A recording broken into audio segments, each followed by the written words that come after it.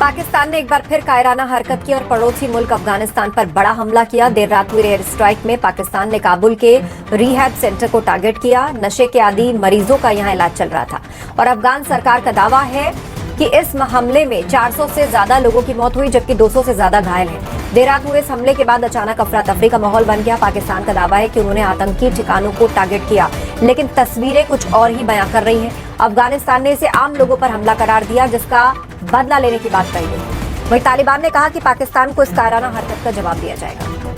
काबुल अफगानिस्तान की राजधानी और एक ऐसा शहर जो पिछले 2 दशकों से जंग, सत्ता और साजिशों का गवाह रहा, लेकिन 16 मार्च 2026 की रात जो हुआ उसने पूरे क्षेत्र को हिला दिया। पाकिस्तान ने काबुल के एक बेहद संवेदनशील ठिकाने कैंप फोनिक्स पर एयर स्ट्राइक कर दी। सवाल उठता है, आखिर पाकिस्तान ने इतनी बड़ी कार्रवाई क्यों की? क्या ये सच में आतंकियों का अड्डा था या फिर एक अस्पताल को निशाना बनाया गया?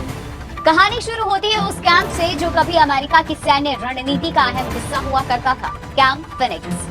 काबुल एयरपोर्ट के पास बना एक विशाल सैन्य बेस, जहां 2000 के दशक से लेकर के 2021 तक यूनाइटेड स्टेट्स आर्मी और नाटो की मौजूदगी रही है। यही वो जगह थी जहां अफगान नेशनल आर्मी यानी कि ANA को ट्रेनिंग दी जाती थी। अमेरिकी ट्रेनर्स अफगान सैनिकों को आधुनिक हथियारों से लेकर के काउंटर टेरर ऑपरेशन तक की ट्रेनिंग देते थे।